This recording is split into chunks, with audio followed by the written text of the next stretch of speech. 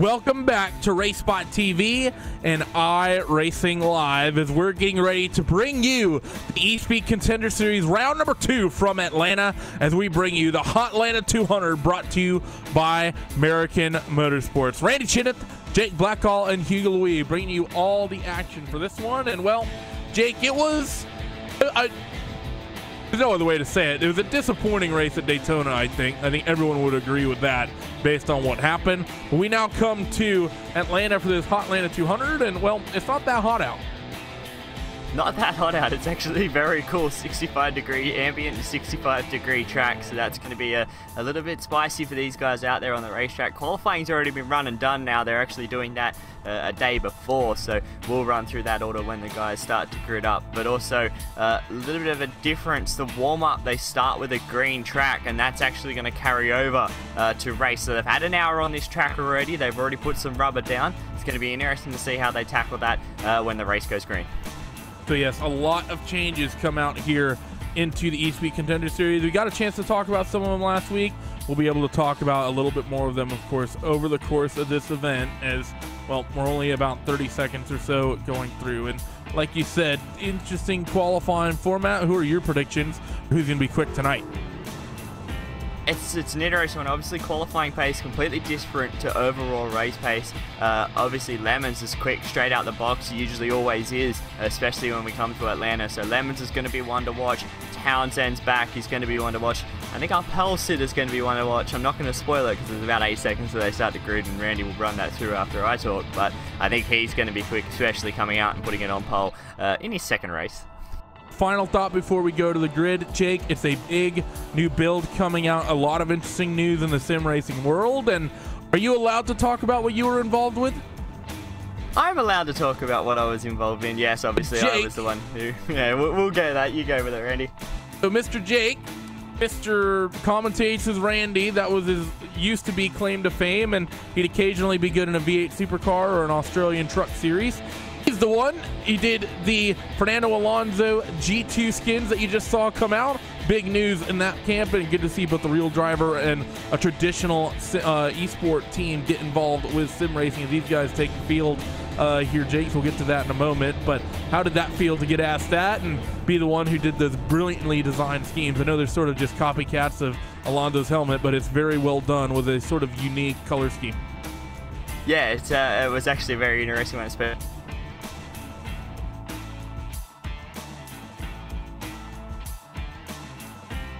A big team, and it's good to see them getting in amongst esports. I think they're going to really set a light this weekend. So with that, we're going to go down your starting grid here for this hot Atlanta 200 brought to you by American Motorsports. And now, Hugo, I heard you struggling. You can officially change tunes. As the one machine, excuse me, Malik Ray, he's in first. He's not actually indeed the one machine. He's going to start on the pole position in this one with Adam Jocelyn in second. Aaron Ames, he does a good job to put himself third with Scott Ronchild in fourth. Tim Marlowe and Frank Gramiglia, they make up road number 3. Brandon Holder and James Torrey on road 4. Race winner from last week starting on the inside with John Verga and Doug Lemons on road 5.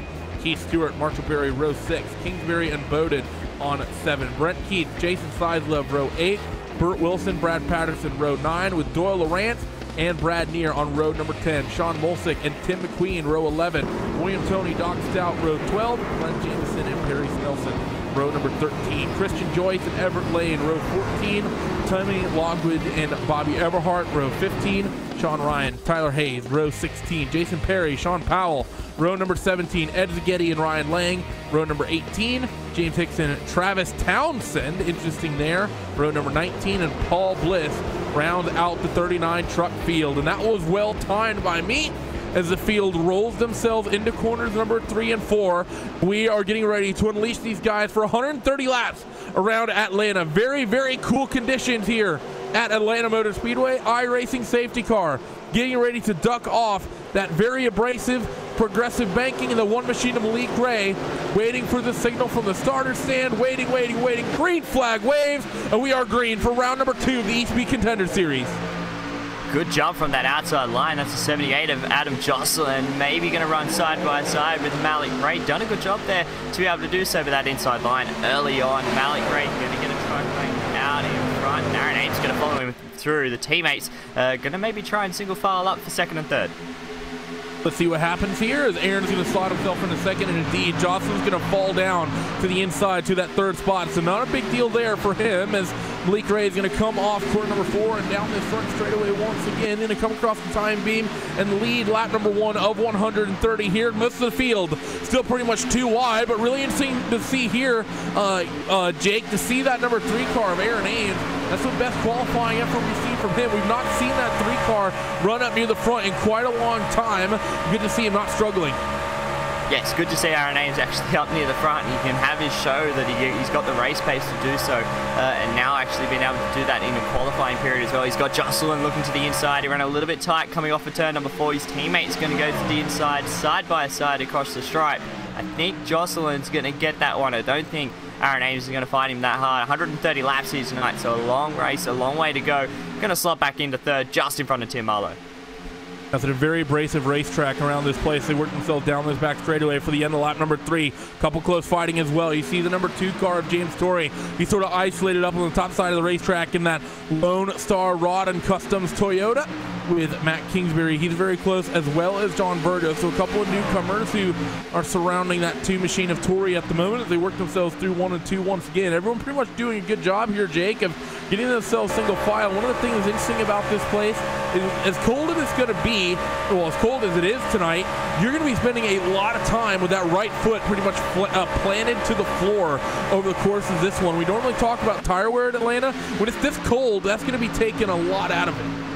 Yeah, especially when you're running flat out. There's going to be a lot of grip out there, but you got to. It's an interesting one. You've got to make sure that you manage that tire wear, because if you're going to run flat out straight away, as Kingsbury goes to the inside, the 2 into 1, looking for that 9th position, going to get it to coming off the turn number 2, and as well as Tim Marlowe, side by side with Aaron Ames down the backstretch. But when these guys are running flat out early on, they're going to wear that tire out very quickly. You've got to be careful of that initial sort of layer on these tires now. You've got to really make sure you don't just wear it out instantly, otherwise you're going to struggle towards the back end of the run, as Marlowe's still side by side with Ames now coming into 1. And it looks like Holder, last week's winner, looking to that inside as well. Going to stick the nose there, might even follow Marlowe through. That's sort of Fernando Alonso-esque blue number 5 machine. That's going to be the new reference, just to make you smile, Jake, and be like, heck yeah, I did that. They're going to come very close between Marlowe and the 3 of Aaron Ames, as I nearly called him Ivan, and that surely would have been an executionary penalty for that one, as the 5 machine Holder is going to nose out in front of Aaron and sort of take that spot away at the moment. Things are fairly close out in front, though, between Malik and Adam, and well, they're just sort of cruising nose to tail at the moment, Jake, just letting each other sit out there. The race leaders don't really seem too keen to go after each other just at the moment. Most of the fighting coming a little deeper down as Aaron gets scary loose off at 2 and shuts the nose on Brandon Holder. Brandon tried to get to the bottom but thought better of it. Now the 3 car, they clip that apron and chasing that thing up the racetrack. A very aggressive move, whether he got loose or he was trying to get the move on Brandon Holder. It was an interesting one coming off of 2. Scotty Reinchild behind in that 27 truck with Frank Gomuglia as well. Kingsbury now made another spot on John Berger, so he's now moving his way quietly inside that top 10 after starting in at P number 13. Now he's looking to the inside. No, he's not. That's actually Scotty Reinchild looking to the inside of Aaron Ames into turn number 3. Can he get that one done side by side through the middle of the corner? But that high side is going to be sort of where you want to be early on, Randy, especially as these guys sort of start to wear out the tires. It's not going to be good to be on that inside line. You'd actually rather be running that middle group, especially when someone's trying to throw it down there. That's one of the things you always want to see, but that said, the cold weather is going to be really weird. As you see Scotty Reinchild in that 27 machine, one of the other, Ryan Shield. Well, we'll figure it out eventually, hopefully, as 27 cars chasing that thing up the racetrack coming off of corners number 1 and 2, and 21 car going to jump to the top side. That's going to be Matt Kingsbury, someone who I'm used to seeing in Indy cars from a long time ago. With him and I believe his brother Ray Kingsbury was very good. I'm probably forgetting his brother's name, but that's okay.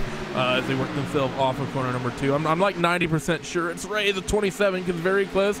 Frank Gomuglia, one of the other old timers in this championship, closely followed by another well-known name and face, 70th Doug Lemons. They go back down to the bottom side in 3 and 4, and Well, still, I think this cold weather here, Jake, it's making things be a little bit more racy than we might traditionally be used to seeing, because normally about 11 laps in, you're going to be seeing these guys really start struggling with the tires. Still seems to me like there's a ton of grip out there, but Malik has done a fantastic job and now suddenly has a huge margin over Jocelyn in second.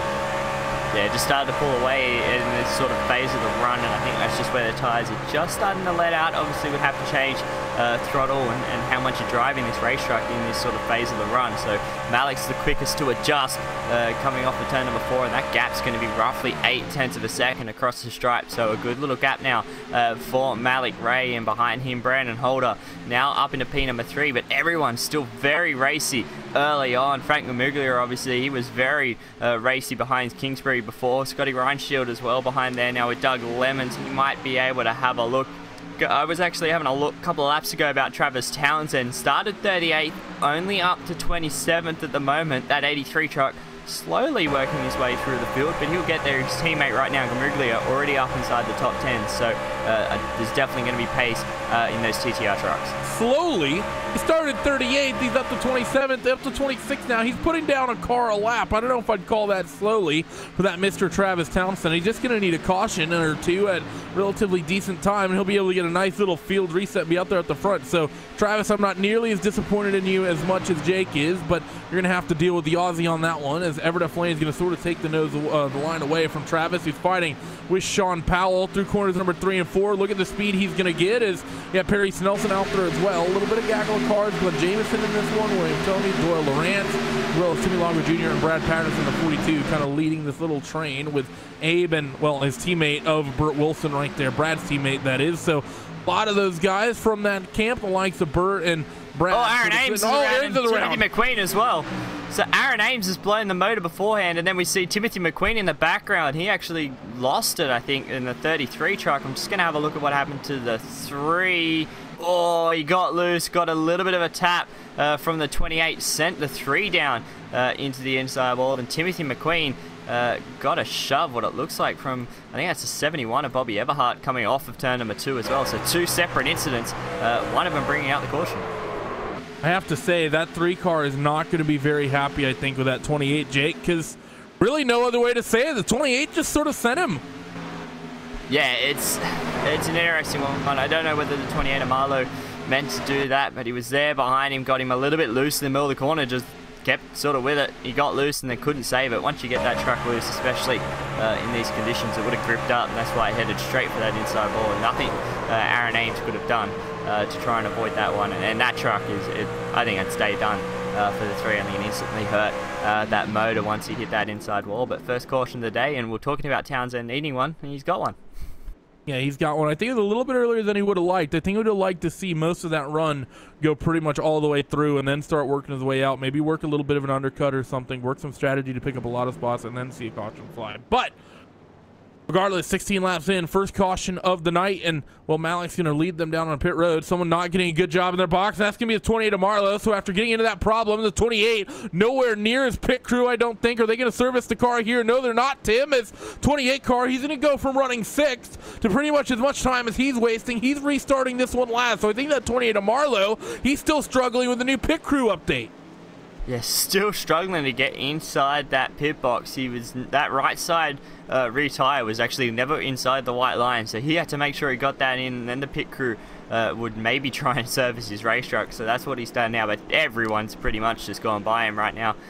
He is definitely going to be restarting at the back of the field, as the 22 has actually gone past him, and that was James Hickson, who was running in 35th and one of the last trucks on that lead lap before that. So Aaron Ames as well is going to be obviously behind, and Brad Neer just rolling off now. So pretty much down the back now for Tim Marlowe, and that's not what you want, especially after getting involved in that incident.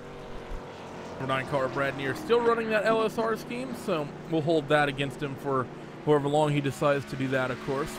Everyone cycling themselves back out. Another car coming down towards pit road. That's the 16 machine of Keith Stewart. Did he miss his box? We'll say he was scored mid-pack at the time. Yeah, he did. 16 car, nowhere near his box, and that's not even be good for him, Jake, because he had decent starting positions, would have rolled off 11th, but actually missed a grid. Had to come from way, way, way down the order, and then obviously was doing an okay job of that, and then it misses box like that. Well, that's pretty much you just spend 17 laps working your way somewhat forward somehow, and then have it reset like that. As lights are out on the pace car, they're gonna be green at this time. They're off 2. Yeah, it's the worst sort of feeling, knowing that you actually missed that yourself. It just sort of puts a dent in your little race. So he'll be right. He'll come back through the field. Will Keith Stewart starting right down the back at the moment. Still 38 trucks on the lead lap. Obviously, the only truck right now out of this one is that 3 of Aaron Ames in P number 39. Malik Ray lining up with Brandon Holder on the outside. Jocelyn, Ryan Shield, Kingsbury, Lemons, Berry, then Tory, then Molshik and Gomuglia rounding out the top 10 for this restart. Couple front running names have been removed from the mix here as we're getting a lap 10 restart. Malik Ray has led every single one of them. He controls the field. Green flag. That 05 truck, terrible restart on the inside. Not sure what happened there to Marshall Berry, but he's falling like a rock. Unsure what happened on that restart for Berry, because he actually started to pass some people on that restart. Whether he knew he was in the wrong position or something was up there with that 05, but that maybe a penalty coming that way for the 05 of Marshall Berry if he was out of position. So we'll see whether he comes down pit road, but a very jumbled up restart. Malik Ray already up to a couple of truck lengths out in front and from behind Marshall Berry. Yeah, Berry's on the inside, so there's a penalty there for the 05. So obviously something went wrong for the 05 of Marshall Berry, and he's going to be on pit lane serving that. Really confused about that one. Not sure what he was thinking, but it's really going to cost him. And that's the first driver we see pretty much get sucked down on towards pit road under green flag conditions. And he's going to go a long way down, probably lose a lap, if not more, as Brandon Holder, he's out there in the 2nd spot now. Adam Jocelyn 3rd. Scotty Ryan Shield in 4th, doing his hardest to make sure I learn how to pronounce his name on this broadcast, with Matt Kingsbury rounding out the top 5. 13th to 5th for Matt, so he's doing a good job, with Doug following him through. He's up a handful of positions as well. Big mover though, easily going to be Sean Molsick. He's up 13 from 8th up to 21st. Yeah, other way around, 21st up to 8th. We'll get there. Yeah, Molsick, good run already up inside that top 10. So they've got a couple of truck lengths as well around him. So he's in a nice little buffer at the moment. Especially myself, I like having a nice little cushion to sort of sit there, figure out what I want to do in this sort of a run, especially early on. Berger behind him with Gomuglia and Brent Keith. And Gomuglia's got some pace in that racetrack. We'll see what he can do now inside that top 10. Brent Keith behind him. It's a good little battle with Timmy Logwood Jr. looking to the inside of Bert Wilson through 1 and 2. And behind, they're going to go 3 wide. That's the 41 of Sean Powell. He's going to move to the inside Everett F. Lane, and then Doyle Lawrence in that 8 truck. He can't get to the 8, but he's definitely on the inside of that 24 and trying to follow him through the 83 Townsend. The 8 machine Doyle trying his hardest, 41 car down low. 83 machine trying to work his way through. It's been a good recovery drive thus far after the poor qualifying for Travis. May have blown that thing up. He's up plus 20 right now, is sort of right now boxed in because Doyle is dealing with Sean Powell, and that's giving that 83 car nowhere to go. Everett F. Lane in this mix as well to 44. Jason Sizlove. So these guys work their way through. As Brad Patterson, he sort of nicely skipped away and saying thank you very much. As Sean very close to clipping that apron, and I think that 83 car a little bit loose off of 4, had to really roll out of that one. Yeah, a little bit of a rollout there for the 83 of Townsend, but he likes a loose race truck. We've seen that truck definitely more sideways than what it was then, just coming off of Thurman before. He's going to actually clear Doyle Lawrence, and then Everett F. Lane's going to try and cut back down the inside, and done so now side by side with that 8 truck. But Travis Townsend now up into that 16th position, just making moves, getting it done now early on. And now that's a little bit more of what I was expecting in the first one, so let's see what he can do from here. He will be inside the top 10 sooner rather than later. As Scotty Reinshield back up the front, now moves up into P number 3, round the outside of Adam Jocelyn, and this time Kingsbury's going to have a look on that 78 truck, going to the inside down the backstretch. Let's see what he can do through 3 and 4. People trying to make moves here. Side by side is Scotty, trying to fight with Matt, as well as, no, I take that back. That's not Scotty, it's Adam Jocelyn. I saw the light blue. It's messing with me here. As, ooh, a little bit loose. As Kingsbury almost chopped the nose out of Adam Jocelyn there, and Adam in that full throttle truck did a very good job there, Jake, to roll out of that, because if he had kept it with the team's namesake, well, that number 21 truck would have been basically spinning down into the inside pit wall, I think, is Brandon's name doing a good job of holding on to the spot. And well, Malik Ray, well, I take that back. He's not doing a good job because Scotty's got that second place, and now he's trying to hunt down Malik out in front. Scotty just drove down through the inside of 1 and 2 and just drove Holder as far as he could to get that spot done. It was an aggressive move, got the job done. Now trying to close in on Malik Ray out in front, who was a 10th quicker last time round. Brandon Holder now going to have to sit there in third and be a watching brief behind. Now Lemons makes a move on Adam Jocelyn in that 78 truck. One truck very loose off of turn number 2. Looked like Brent Keith. He did save it, didn't spin. The 70 still side by side now with the 78. Adam Jocelyn got a little bit tight through the middle of the corner. You're going to have to back out of that one and try again next time. Sort of the same gaggle of trucks. We saw Travis Townsend and the 42 of Patterson is involved with this. To take that back, the whole gaggle has sort of moved forward. For Brad Patterson involved in this. Brent Keith, Townsend is there as well. Sean Powell, also have Burt Wilson as these guys continue to fight with one another. Off of corner number 2 they come, and look at the big run from Brad. You know, I think pull up alongside his teammate. Will he go to the low side? Yes, he will. So teammates at Evolution Motorsports wheel to wheel as they work themselves to 3 and 4, and they come off and things are still heating up out front as Matt Kingsbury continues to fight with Jocelyn. Meanwhile, Scotty's doing his hardest to try to reel in Malik as the lap times are pretty close last time through. Yeah, pretty close last time around, actually, all 3 of them very close out in front. Malik Ray fastest, then second fastest. Holder in that number 5 truck behind, though. Kingsbury still staying pretty much out in front of the 78s. We stay with the 83 this time, coming on the inside of the 24 of Everett Lane, who's managed to fight his way back into this battle. In front of him now, Burt Wilson. Brad Patterson's lost some ground, the 24 all over the back of that 83. Travis Townsend coming through the tri-oval this time round, and the 7 just going to go to that inside line, giving Travis that high middle groove at the moment. Just going to drive around into the 7, gets a little tap from the 24. Great save from Burt Wilson. Did not spin it. Somehow managed to not go towards that inside wall. Only lost a bunch of spots, but still out there on the racetrack with a clean truck. As Everett F. Lane, who needed to maybe learn to lift there a little bit, just kind of drove right into the back of that 7 machine, or he needed to move up the racetrack, but well done by that 7 car to hold on to that. I'm not sure how you get sent that far around and don't make it all the way, as well, Malik's pretty much still going to continue to lead the way. We got one truck on the ultra low inside. That's Adam Jocelyn, who's in 5th place. The 78 car's falling. Yeah, the 78 of Adam Jocelyn. Looks like it started to come in that last round where he was just a little bit off the pace. Just a little bit. That's where I think he was dropping away from Malik Ray. Then we got the caution. Now sort of with that bunch of trucks, just lost a little bit of a touch in this sort of a run. He's done around that 15 odd laps on the tyres again. It's actually James Torrey straight past Doug Lemons up inside that top 5. So good run from the 2. But back to that little battle that we had. Sean Powell now to the inside of Travis Townsend. The 41 and the 83 have been pretty much locked together ever since this restart. Now they're going to be side by side through 3 and 4. And I think Townsend is going to try and hold it through that eyesight. He should be able to do so. Powell's driving it hard on that inside line, and Everett F. Lane maybe going to try and get amongst this one as well. Everett is definitely trying to be aggressive here. As, we saw him get into that 7 car. It's been a long day for me, I'll just put it that way, as Travis continuing to fight with Sean Powell. They come off corner number 2, car around. I think the 42 of Patterson, a couple other as well. Sean Ryan in this one, 2nd caution of the night. If it decides to fly, and there it goes, the 42 car of Brad Patterson is, I think, maybe the one who starts it as he comes back from orbit. Is the only way to really describe that one, is what happened to Brad to kick this one off. Ooh.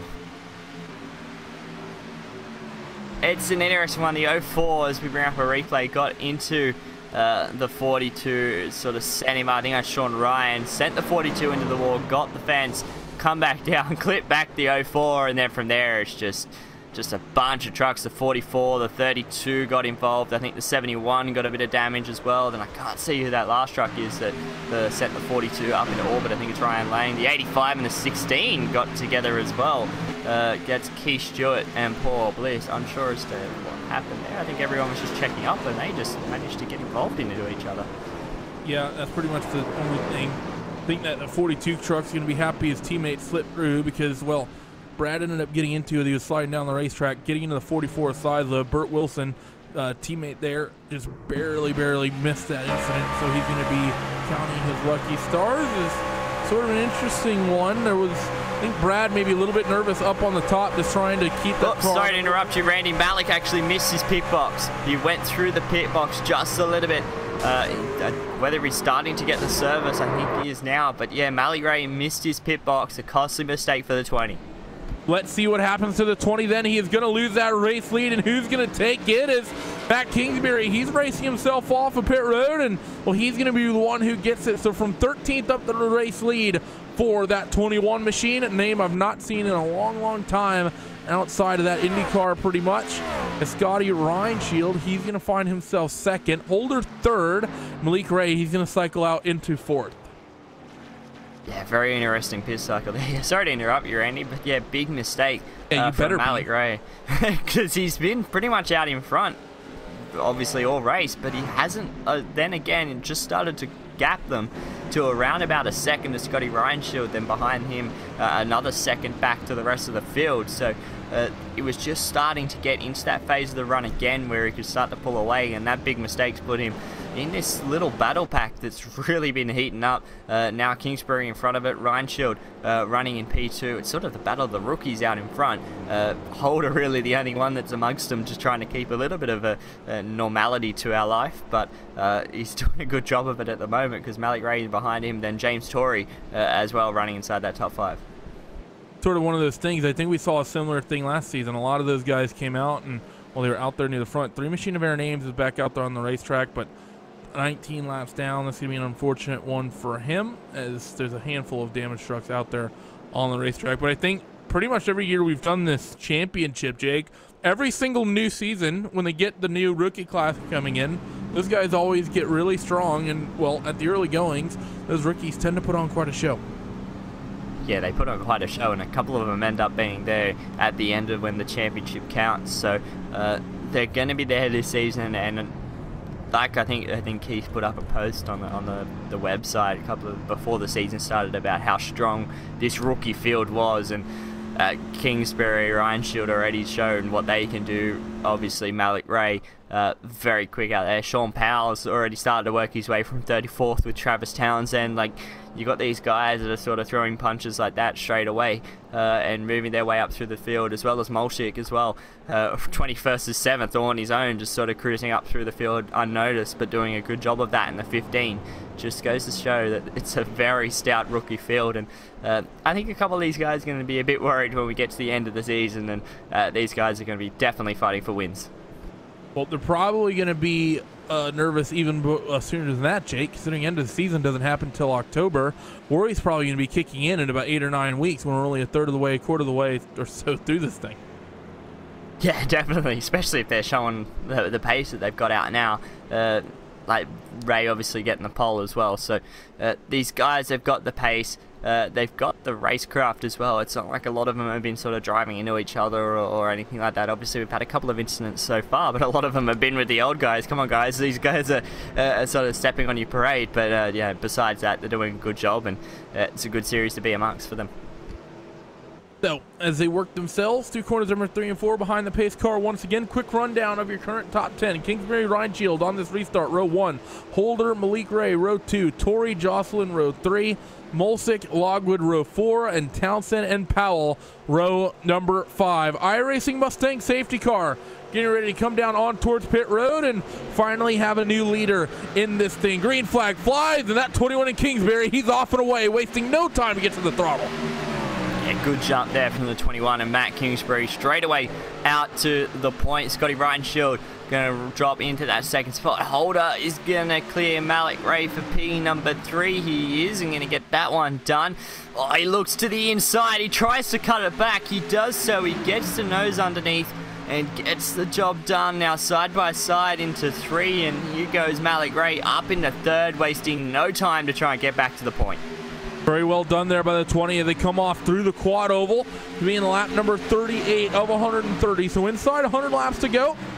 They work themselves towards 1 and 2. Matt Kingsbury continues to lead over Scotty Reinshield. Malik Ray getting himself back into that 3rd spot. There's a lot of people getting relatively single file here. Everett Flane, he's fighting with Timmy Logwood Jr. here. This is for 9th and 10th on the racetrack.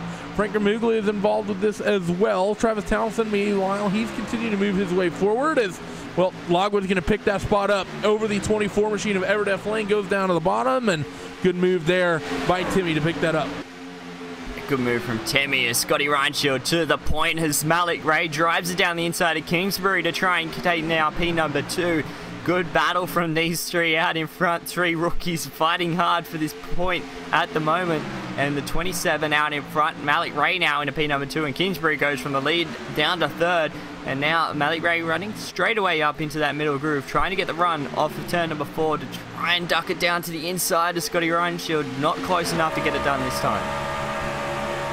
Yellow Stripes rookies run top 3 in your eSpeed Contender Series with Malik. He's going to go to the top side, and that's a little interesting. Everyone else running the bottom, and, well, he's going to open up a wide door for that 21 machine of Matt Kingsbury. He makes it alongside, but doesn't get the job done. What happens to 3 and 4? Malik's going to run the middle here, try to pinch that 21 machine down, and I think he's sort of regretting that move as Kingsbury super loose off of 4, going to chase it up the racetrack, holds on to it. 5 machine a holder, though. He's going to get a run and get underneath the Kingsbury car here as well. That's going to open up the gap for Malik Ray to maybe run the top as a 5 car. He's fully alongside and now up in position. 21 car, I think, here. Just happy to be running here is Matt Kingsbury.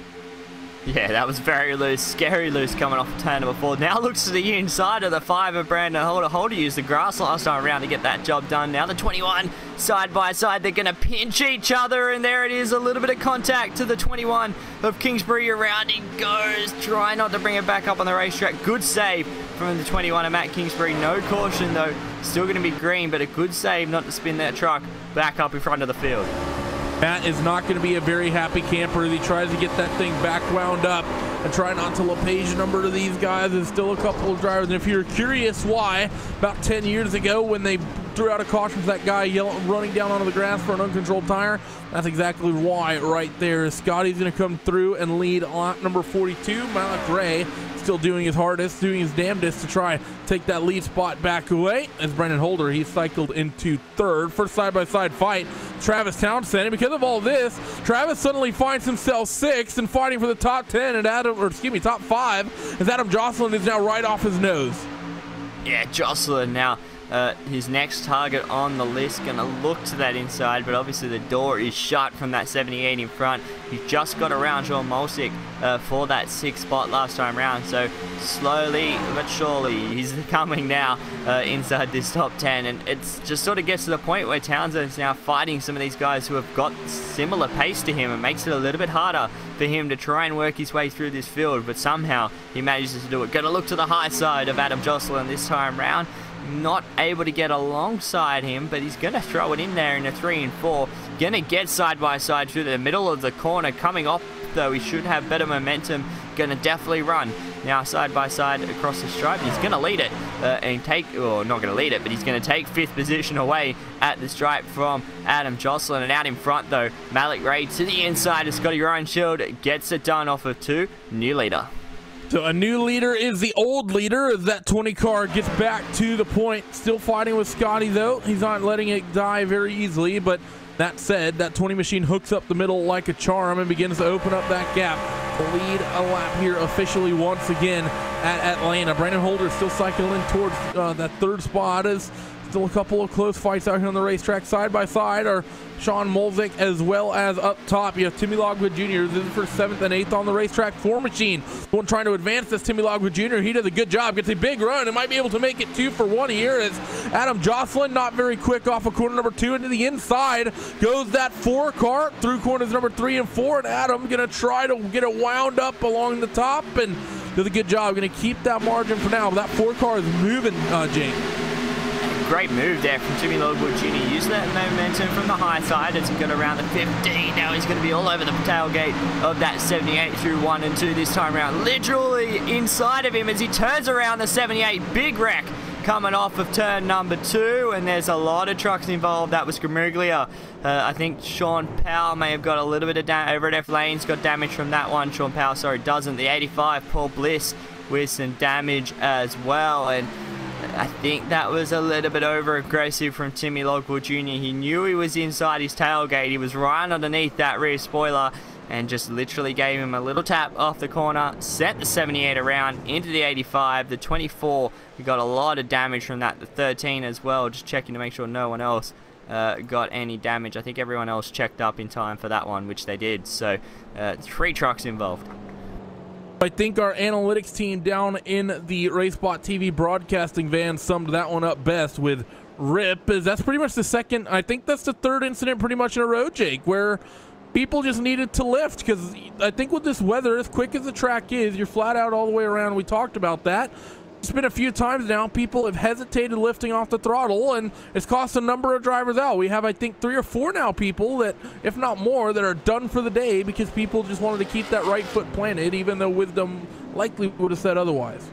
Yeah, it's definitely one of those things, especially being that close with Timmy Logwell Jr. He had the momentum. I think he just had the ante in the pants to try and get that one done, because he got the job done through last time round, the high side, then got the run on the 78, but going through one that time round, obviously trying to keep that going and just couldn't get it done, was way too close to the 78. Bumper hooked him around, and not a good save as Bert Wilson did last time around. This time Timmy Logwell Jr. unable, 78, sorry, of Adam Jocelyn, unable to save that racetrack. But another caution, third of the night, and this is actually going to be good news for obviously the 21 of Matt Kingsbury, who obviously went through that infield a couple laps before.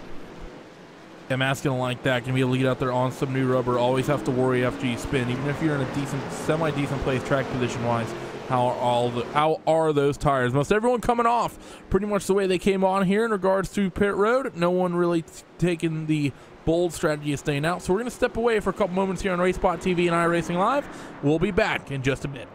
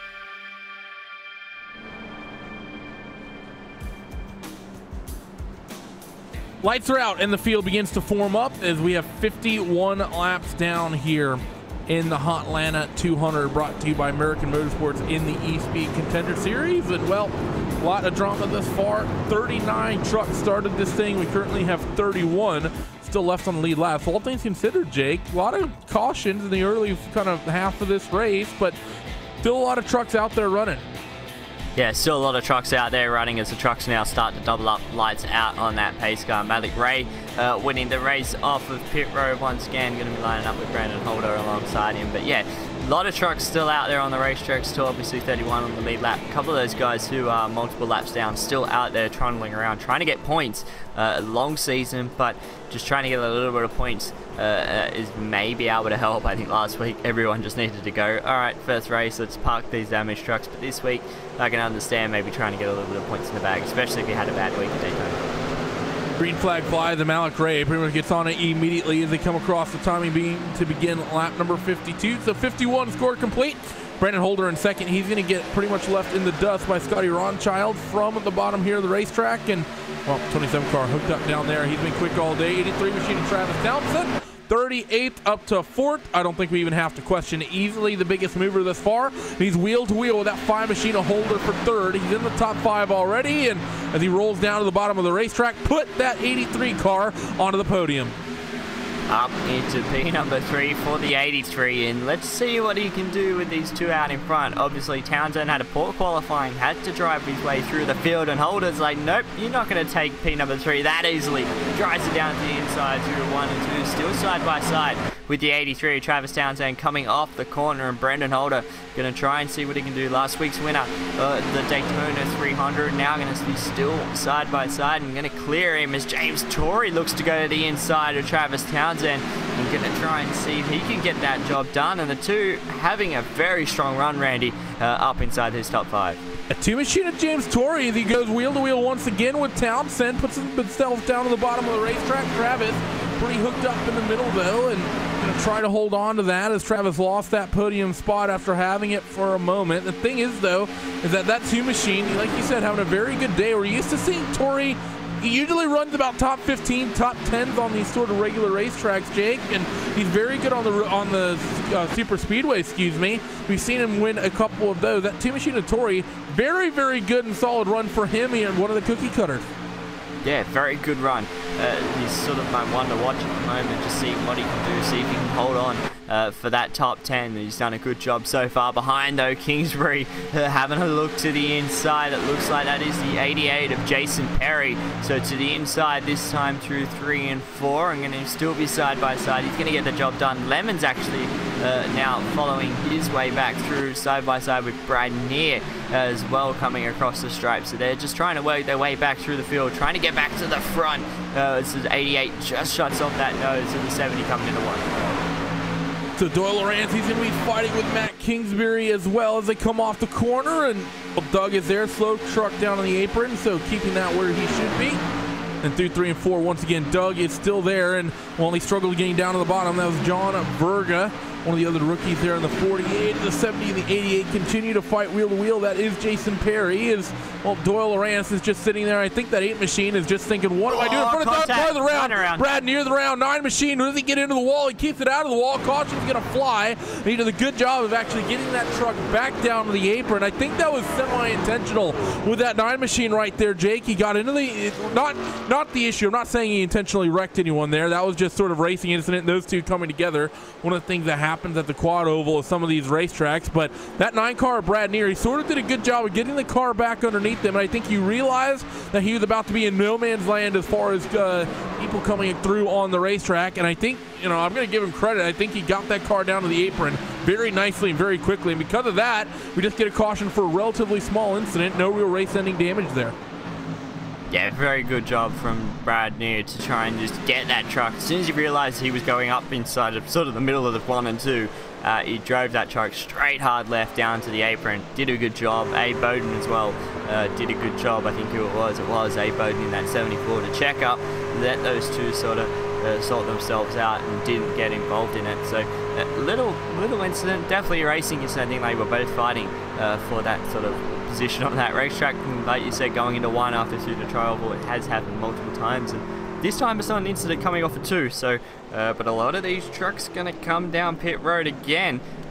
Only did roughly 10 laps on the tires, but wants the fresh ones already. You always want the fresh ones. We went green lap number 51, currently working 57, so no reason to not come down pit road really. It's still so early that track position is always important, but it's not life or death just yet. Malik Ray, much more perfect on the pit box this time. Not going to make that same mistake that we've already seen, as he's going to jack up the right sides, jack up the left sides, and people start cycling out of their spots in the background. I think this 20 machine pretty much going to be free and clear as got a Ron Child. That's it. Big run from 5. I think the 5 got him. Oh, the 5 got him, but was he speeding? Yes, he was. Rip. That looked way too quick coming off a pit road for Brandon Holder, and he should know better. That's a very big Wait, was he mistake. speeding? Yeah, he What's pit road speed? Is it 50 or 55? I'm having a look now, but it's pit speed is 50. Okay, well, he was doing 54. He's like right on the edge.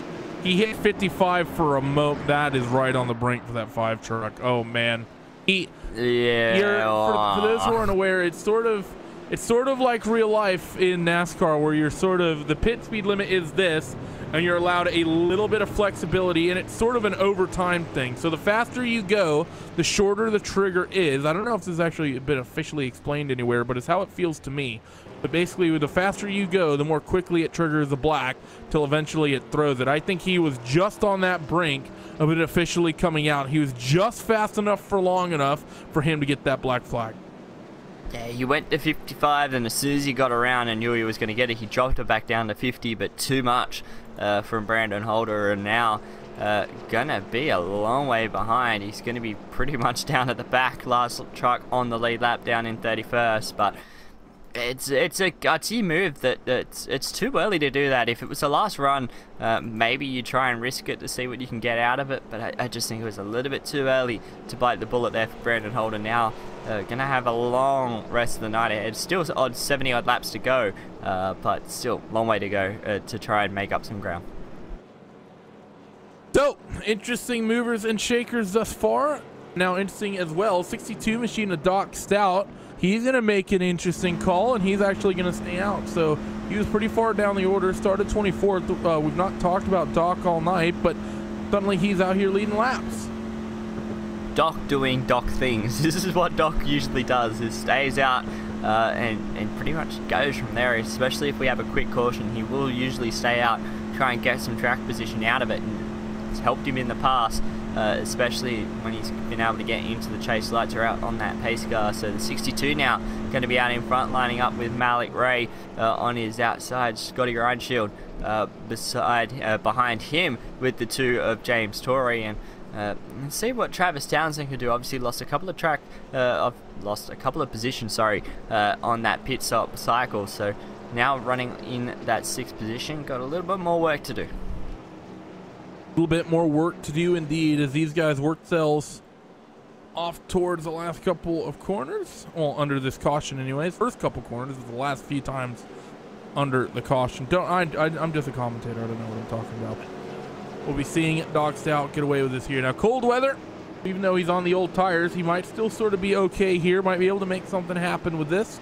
Not going to be really fighting for the win, but he's going to get himself out there and his foot to the floor and pretty much hope for the best. And I think he'll be able to do that. iRacing pace car going to be coming down on towards pit lane once again. And that 60 machine going to be in command of the field. And if I were him, I would waste no time putting that thing right to the diamond plating underneath my right foot. Pace car comes in. He's going to wait a little bit, and he's going to be able to play that 20 machine of Malik Ray again. It's a decent jump from the 20, but he sort of tried to jump it, and then Doc did a good job. That said, look at the way those tires, you can already see him working a little bit on the straight. Let's see what happens through quarters number 1 and 2, how these guys behind are going to be able to reel in that race leader of Doc Stout as they come off corner number 2 and down this back straightaway. They're side by side for second, so Doc might be all right for the moment. Reinshield's in the best position though, running inside of Malik Ray, but will Doc hold him up through 3 and 4 a little bit? He wants Doc to go high so that he can try and get inside of him, but he can't do that. Now Malik Ray's just going to drive around the 62 through the tri-oval. Everyone on that inside line is going to have to check up. The 27 to the high side, the 2 to the high side, the 83 now running up as well on that high side. Timmy Lockwood Jr. now going to be stuck right behind Doc Stout. There's nowhere to go around that 62 and 10 lap old tires, and this is what happens. It doesn't take much around here at Atlanta in the 4, nowhere to go. He's lifted that time behind the 62. He knew he would have plowed straight into the back of him. Sean Molsik looks to the high side in the 15, going to get up there, and the 4 is going to try and do the same. Everyone's trying to get around that 62 machine, who's still doing a good job keeping it on the bottom. And where Doc has been running tonight, he sort of just wants to try to come out around mid-pack, I think is the goal. And he's still fighting back there, and we have to keep an eye on it, even though the things out front are getting close. We've seen this lead swap a couple times, and Malik Ray now getting stalked by Scotty Ryan Shield as they come off corner number 4 and across the time being. Let's take a look at the lap time for your race leader. 30.172 for Malik and 30.0 for Scotty Ronchild. Almost an entire 10th quicker as they're side by side in the back. 70 Doug Lemons. He's clipping the apron. We might have a big one here as they're fanning out 3 wide off of 2 and down the back. Fanning out, Lemons is able to save it. He's done a good job. Still to the inside of Doc Stout. Wilson there now up behind the 62 Kingsbury to the inside. Going to get that position done as well. Frank Muglia as well going to follow him through, but still fighting hard inside, just outside that top 10, I should say. Out in front though again. Another 200ths of a second quicker goes Scotty Ryan Shield, and a 2,000ths quicker was James Torrey in that too last time round, as they're still side by side back in the pack. That's Doyle Lawrence now to the inside of the 62 of Doc Stout, but these guys out in front pretty much trading fast lap times. Pretty much as they come off the corner once again off towards the front straightaway. Still see a lot of people fighting and a lot of patience being shown up and down through the field as well. But that said, Logwood and Sean Molsick, that's pretty much the closest fight up near the front. 15 to the inside of Logwood, trying to pick that spot up, but the middle of the racetrack is still where you want to be as Tim Marlowe. As the 8 machine, Doyle Lawrence has apparently gotten into issues. Little bit of looks like a lot of bit of damage. There was a crash coming down off into turn number 2. Big incident. The 7, the 8, a lot of damage. Who got into the back of the 74A boat and straight into the back of Doyle Lawrence. No caution. They also rejoined, and Brandon Holder, lucky to avoid that one, drove it down the apron and passes everyone in the process. Yeah, kind of really good situation there for the 5 as he's going to try to continue his recovery drive after that speeding penalty for going off pit road. But meanwhile, out in front, Alan Ray continuing to lead the way by pretty much nothing over Scotty Ronchild. And, well, James Torrey still putting together a fantastic run out in front with Travis Townsend. He just sort of sat lurking in the 4th spot, and Sean Powell in 5th. How many times have we seen James Torrey leading Travis Townsend in this championship, Jake? I think the answer is none. And he's out here doing it right now, and he's doing it on pure pace. Well, he has won a race, but I can't remember whether Travis Townsend was running that season. I think it was last season when Torrey went to victory lane. Yeah, he's got a couple of them. He's had a couple, but definitely at Atlanta of all places, it's more of a Doug Lemons, a Travis Townsend type of racetrack, and Torrey is showing his own at the moment, running in that 3rd spot. He's been a couple of tenths quicker than those 2 out in front this time round, just a little bit off the pace, but then again, so is Travis Townsend, not even close, not close, he's 300 slower than the 2 out in front, but Torrey and Townsend not as quick as those 2 running 1st and 2nd behind Sean Powell as well. Really follow Townsend through because he's from 34th on the grid, now running in 5th, and Timmy Logwood Jr. must have latched on at the same time from 29th up into 6th, so those 3 big movers in this race. 3 machine of Aaron Ames, he gets put down another lap as those race leaders cycle through, and he's sitting there wondering what could have been considering how strong he was in the early goings of this. We're now over half distance here in this American Motorsports Hot Atlanta 200, and they cycle through toward the end of lap number 71 as, well, front runners pretty much still single file lap traffic. It's the only reason at getting things up. But there's 3 wide in your mid-pack. Burt Wilson is in this. The 5 machine of Brandon Holder. He says, I saw what happened a few laps ago. I want away from this. Doc Stout has fallen back into this. William Tony, Jason Perry, Christian Joyce. Very tight in your mid-pack here at the moment.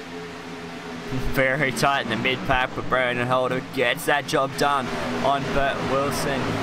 Going to set his side on Ed Zaghetti, who we haven't spoken about much this season. The 58 of Ed Zaghetti started 35th, up into 13th at the moment. So just slowly been working his way through the field tonight unnoticed. And now the 58 going to be trying to get back inside that top 10. Marshall Berry, though, as the 32, very slow, just letting through the field. So is Aaron Ames. But Marshall Berry had that issue before as Aaron Ames nearly collects the 05. Is Aaron Ames going to bring out a caution? No, he's going to keep that truck down to the inside. But back to what I was trying to get at, is Marshall Berry with that issue that he had on that restart, now worked his way back inside the top 12 at the moment, sitting in that 12th spot.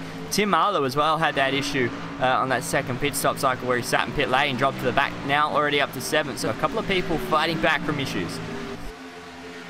Number of people as well. Fight for the race lead. Well, not a fight much anymore. Malik Ray has stretched out nearly a 1 second advantage here. It's just under 9 tenths once they were at the stripe, and Well, that's pretty impressive. The number 83, though, of Travis Townsend, he's reeling in the two machine of Tori. He come through 3 and 4. Tony's still lurking in the background as well. And the reason I'm saying that is because for some reason I got my numbers mixed up. So, yes, William Tony is indeed still back there in the deep parts of the field. But Tori still fighting for third. I think that Travis, he's really sort of chopped off the aggression level, hasn't he? We saw him be very, very aggressive earlier on, but things is cooked up. He's pretty much just calmed it down. Yeah, this is the same sort of window. Lap 16 in this stint.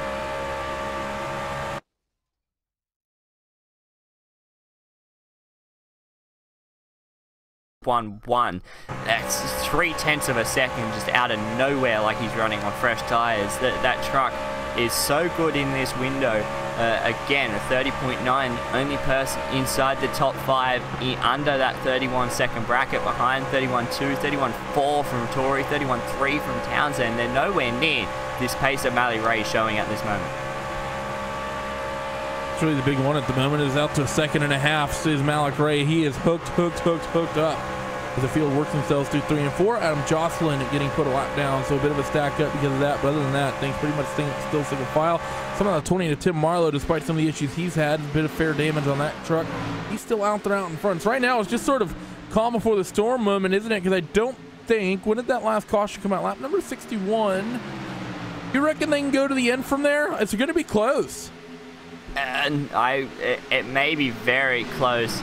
It's going to be 53 laps remaining as Malik Ray comes across the stripe. They've already done 19 laps on this stint, so it's going to be very tight whether they can make it from here.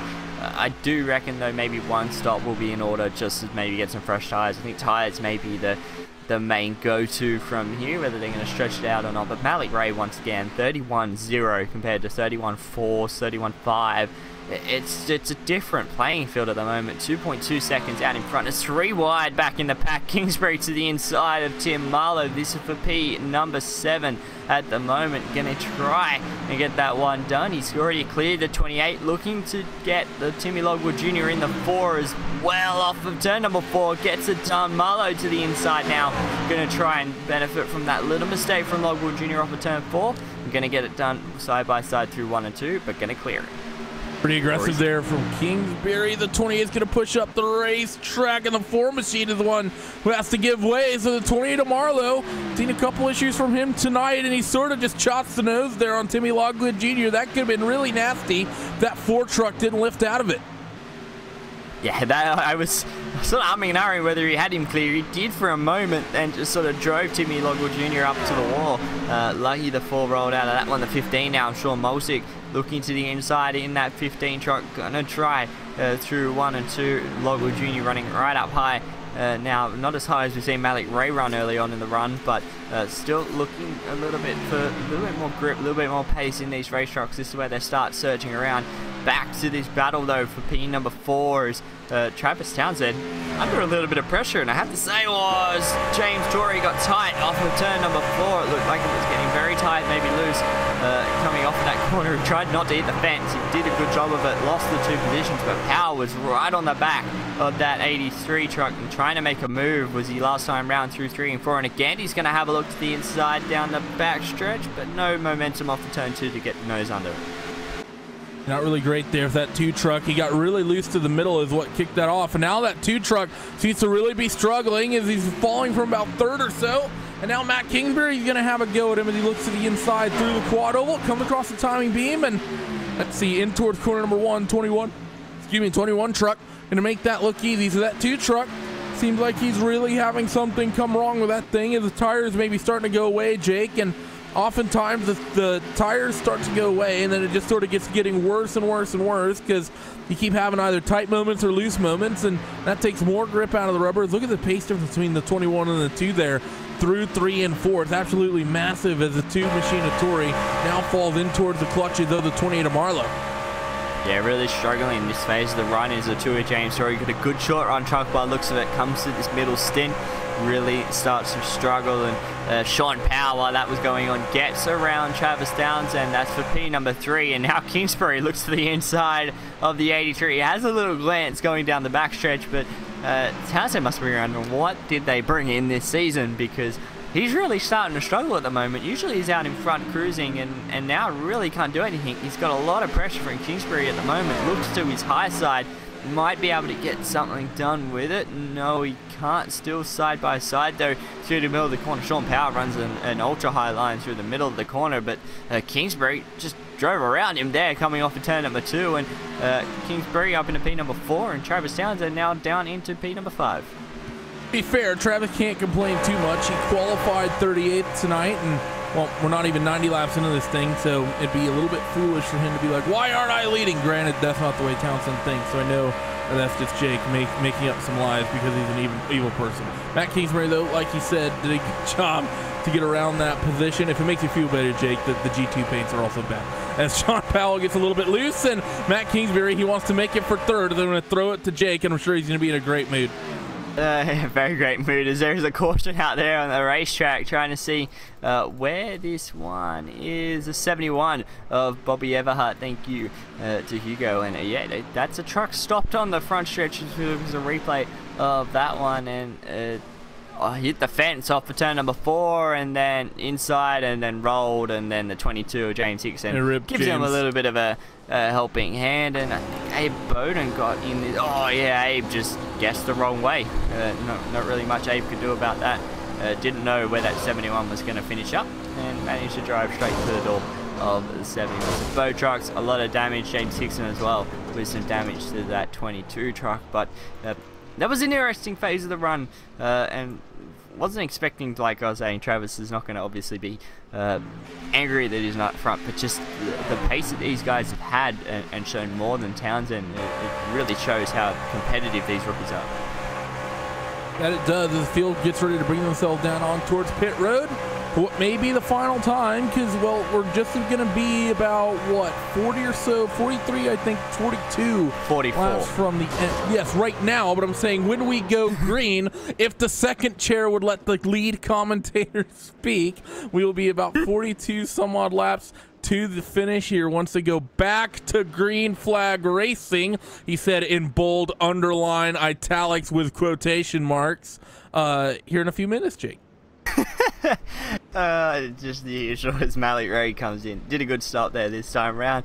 Gonna looks like he's gonna lead him back off of pit road. He does. Malik Ray leading him off front shield, P number 2. Kingsbury, I think, got beaten by Sean Powell, and he did not actually, yeah, as well as Travis Townsend as well got him. So a couple of spots lost for Kingsbury on that pit stop cycle, but Malik Ray still out in front. Malik continuing to run out there and run strong, even though I'm pretty sure his name Malik, and I'm just not a good person. But regardless, field works themselves out. I don't think we've seen any big shakers. Travis comes back in towards 4th, I believe. He was running about a little bit deeper down the field than that. Who did he make spots up on? Someone missed their box. Was it Matt? Yeah, you're right. Right indeed. So well done there by the 83. Yeah, good pit stop window there for Travis Townsend. Now to see what he can do on the fresher tyres up with these guys out in front. Obviously going to be restarting on the outside of that second row. And pretty much Tory going to be lining up outside of the top 5 in 6th, 7th for Marlowe. Lockwood Jr. back inside that top 10 in 8. Sean Molschick running down in 9th. And P number 10 for Frank Muglia with Doug Lemons just behind him. So Lemons is on the crawl back as well. He must have made a mistake in a pit window that we missed, because he's been pretty much on the fight back ever since that. Nearly got back to where he started. Yeah, that's pretty much the big one there. After we sort of had a long enough in this one, Jake, where people, after they get into some trouble, done a good job to get themselves back where they run. Like you said, a couple drivers who have worked their way up. Marlowe's back up there, and we've had a lot of movers and shakers tonight. We talked about Townsend, the fact that he rolled off 38th. Sean Powell is beating him. He started 34th. You have Logwood Jr. 29th up to 8th. Molsick 21st up to 9th. 35th up to 13th for Ed Zaghetti. A lot of people have found their way up near the front of this field from very, very deep down in it. A lot of people have just especially like a couple of people like Holder as well.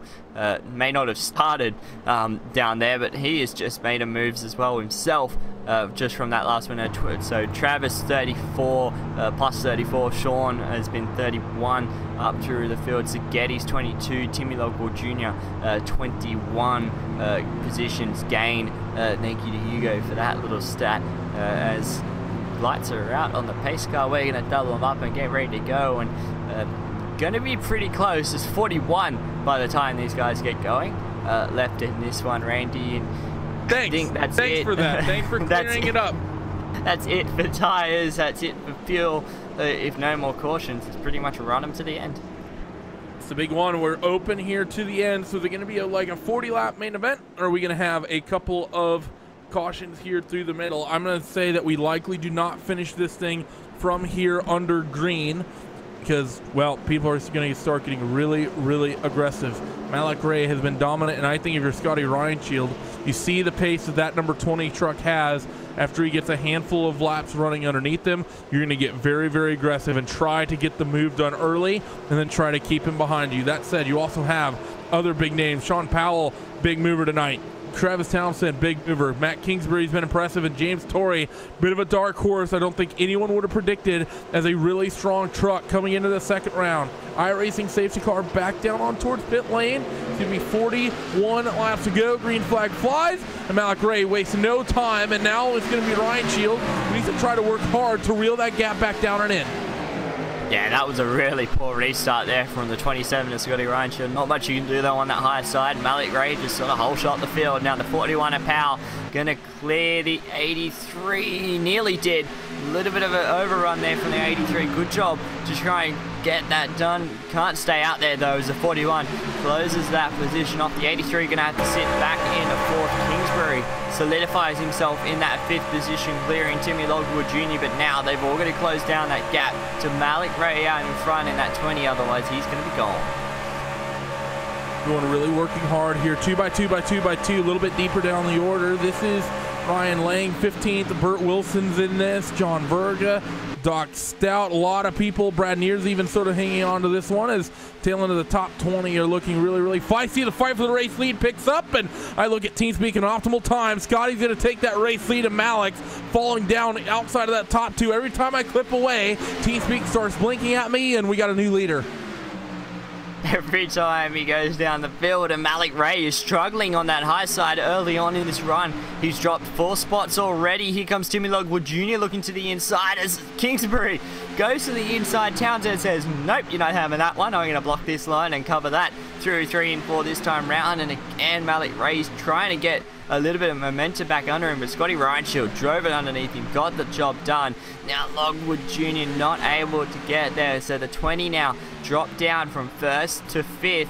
And now we're going to have to see what he can do from here. He's got Logwood Jr. all over the back. Marlowe's still side by side. Torrey's there as well with Sean Molsick in that 15, trying to see what he can do behind Gramuglia, a teammate of Travis Townsend, as a watching brief.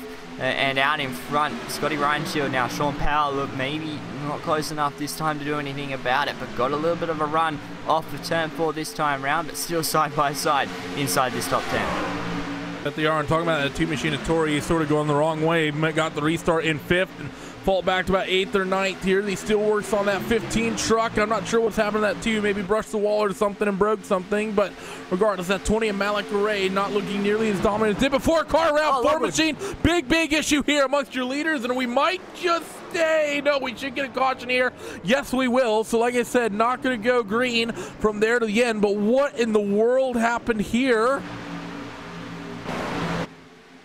28 just sort of hooked the 4. Yeah. 28 hooked the 4, and that's another incident for Marlowe where just needed to give him a little bit more room. No need to go for the outside there. I think he was trying to, but that's a big wreck for the 28 of Tim Marlowe, the 4 with a lot of damage as well to his truck, and the 15 Sean Molsick sort of really had nowhere to go, and the run that he was having as well early on was really strong. So unfortunate incident there.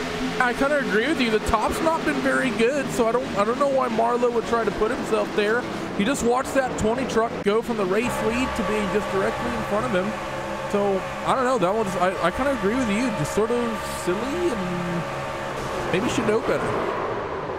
Yeah, maybe you should know a little bit better there. I just don't think that move was really on. The two's got a little bit of damage as well. James Tory's Knight might not be going exactly as planned from here on out. A little bit of damage. He might have to get that repaired or try and stay out. But let's see how this pit stop cycles through. Malik obviously come down in 5th. He's going to actually be nice into the pit box. So with Scotty Reinschild, the race leader, he should lead them off. I don't think anyone's going to try to stop at this stage. Pardon me, I think it's definitely just going to be 4 tyres.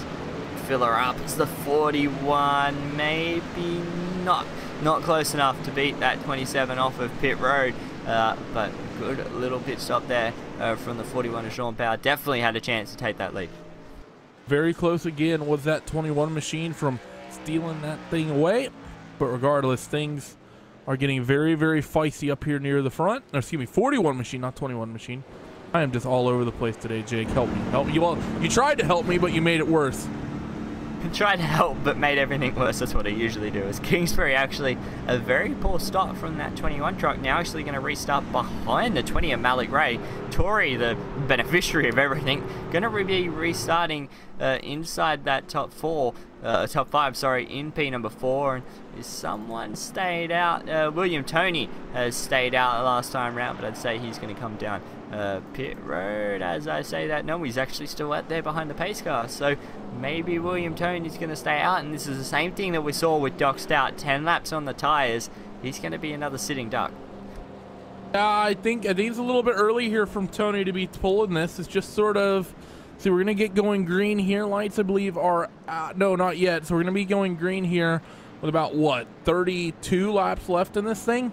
I don't see William being able to really hold on to that. If it was another 10 to 15 laps down, I'd agree with the gamble, but it isn't. So for that reason, it's sort of, then again, the tires would be even. I don't know. It's sort of, it's at the ballpark where it's almost like the tires are just too old enough to not make it worth it. But at the same time, if you wait much longer, they start getting really, really old and not really, then it's really not worth it. Then you have to start thinking about 2 tires as opposed to staying out. I don't know. I think if I'm William, I might like the call. You've been running sort of mid-pack all night. Try to make something happen here. Maybe get chained yellows to the end. But it's an interesting call nonetheless. Yeah, very interesting call. I think maybe a 2-tire call at this present stage may have been the way to go for William Tony, but nonetheless, let's see what he can do. There's going to be, like you said, roughly 32, 31 when they go green, depending on when these lights go out. They should go out this time round, and then we should have 32 laps to go when they go green. And that they do. So 32 to go when they go green. Tony going to restart in P number 1. Scotty Reinschild on that high side. Sean Powell, Travis Townsend, and James Tory rounding out the top 5. And very interesting. Is Malik Ray going to go up beside? There we go. You can move this up now. Beside the 2 of James Tory. So interesting restart. This one's going to be, Randy, and sort of now closing down the laps. It's like a 10 laps caution, 10 laps caution. Hopefully 30 laps to the end might happen. You're a little bit more optimistic than I am. I don't see it. I don't think that's going to happen, but we'll have to see. As there's going to be 32 laps on the board once we get this thing started up again. Field rolls off 2, 3, and 4. William Tony inside front row on old tires. He's the one we really need to watch here.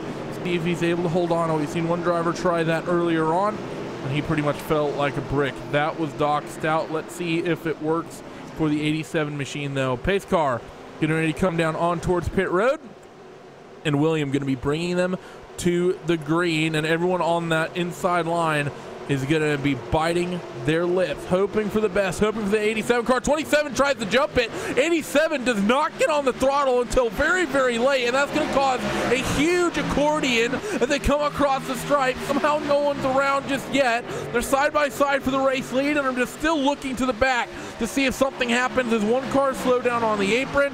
But outside of that, we're somehow away clean, and Tony holds on to the race lead from the inside. Big accordion effect there on that inside lane.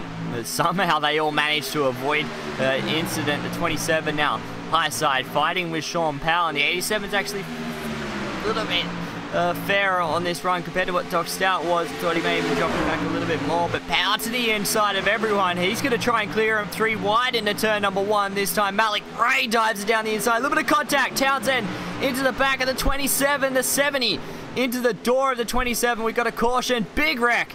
The 13 Gramugli, the 62 involved as well. A lot of cars involved in this one. It's the big one at Atlanta.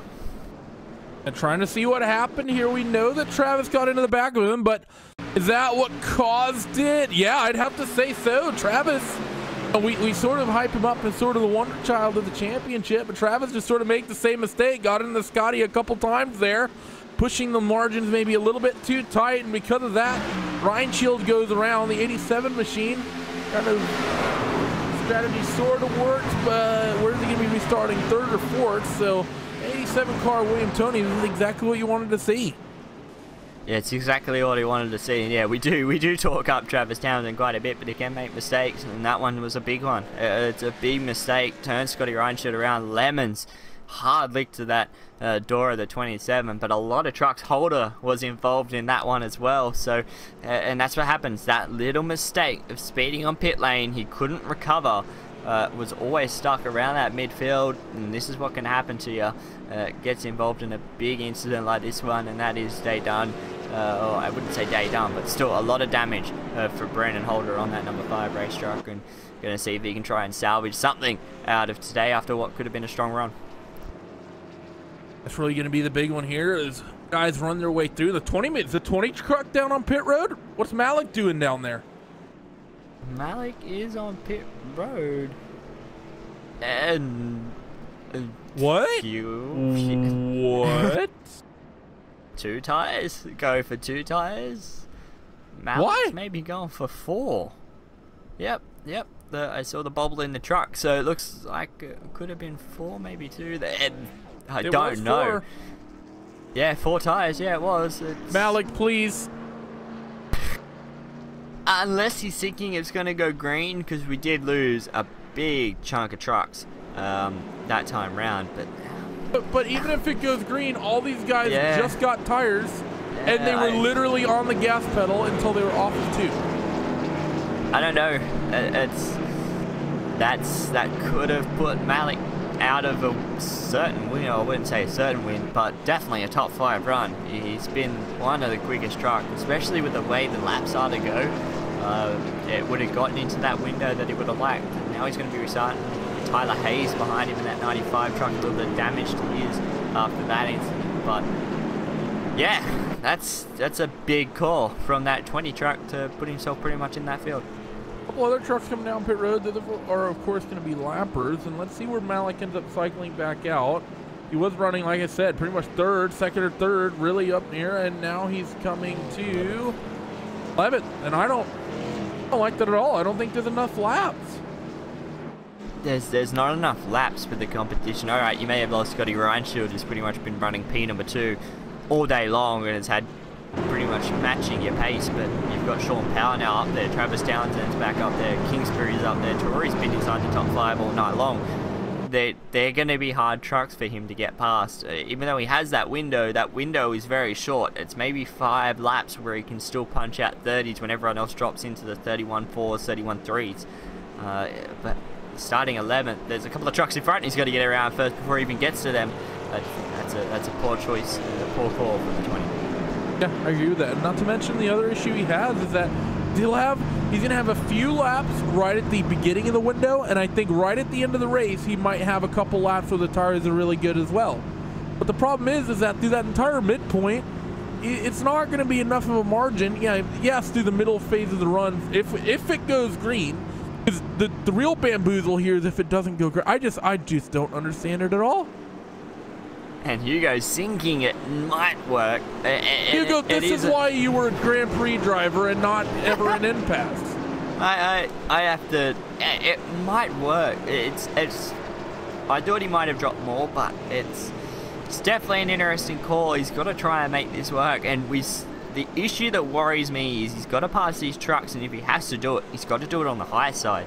And that truck does not like that high side early on. We saw it last time round. He got shoved up there from Scotty Reinshield making the pass on the inside, and he dropped 5 spots instantly. It's like that truck just, as soon as on the early runs, as soon as he moves up to that middle group too early, the truck doesn't like it. When he does it later on, he's fine, but early on, no. So we'll see how we go. It's going to be the one to watch on this sort of restart, this phase of the run. But out in front, Powell lining up alongside Travis Townsend. Tony got his break with that caution coming out. 21 to Kingsbury going to line up alongside him, the 2, and then Marshall Berry in that 05 lining up P number 6. Let's see what we have happen here, because I think Hugo is well, he's just wishing the Brazilian floods would stop. But regardless, iRacing safety car getting ready to come down pit road. We're going to have to see what Malik Ray can do. The rest of the field pretty much on new tires still. There's going to be a jump for the 41 of Sean Powell. Green flag flies, and 26 laps on the board at start finish. 87 William Tony. He needs to work his way forward any way he can. A couple of drivers already getting around him. That's going to be Matt Kingsbury already taking that spot away. So the 87 locking it to the bottom and trying to keep it there is Malik. He's at the tail end of this line and needs to work his way through. And he goes to work on Burt Wilson, has to go to the apron to try to make something happen as the 7 tries to force him down there. 20 forces him back up the racetrack, and they're 3 wide behind. I think if I were Burt, I would have forced Malik to try to enter turn 3 on the apron there, to be honest, Jake. He tried to force him to use the apron, and Malik used it coming off of turn number 2. Now going to be looking at Christian Joyce in that 36. He's had a quiet run tonight now. The 2 works his way to the inside. The 87 of William Tony through 1 and 2 gets the job done. Now Marshall Berry gets the run as well. Looks to that inside, and behind Malik Ray to the high side, and Christian Joyce going to see what he can do in that 20 truck. Let's see how he likes the high side this time around. He does have those earlier fresher tires, so that might work for him up there now, and he gets the job done with now Ed Zaghetti in front of him. Tony starting to drop a little bit to the wayside right now. It's all these guys on the fresh tires as he works. I think Malik Ray was going to go 3 wide there, but didn't. He is, though, coming off of the corner. He's going to go 3 wide. Zaghetti in the middle, and Tony up on that high side. Malik Ray going to get them both clear through the middle of 3 and 4, and Hugo may be right. This might work.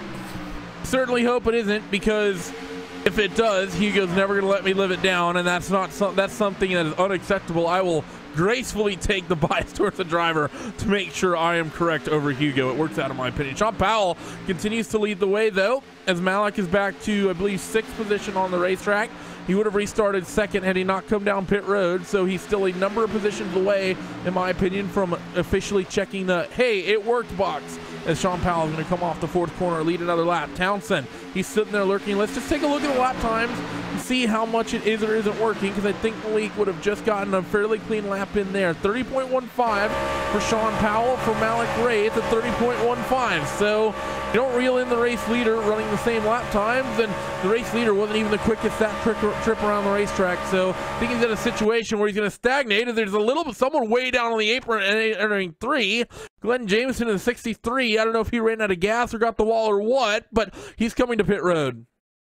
Yeah, looks like Glenn Jameson, looks like he got shoved down there for the 9 coming off of turn number 2, and yeah, he's lost a lot of ground there this time around. Definitely trundling around the racetrack. Last time around, looking at the lap times, the quickest truck out there on the racetrack, the race leader, 2nd truck fastest was the 2 of Travis Townsend, as Malik Ray has moved his way up into P number 5.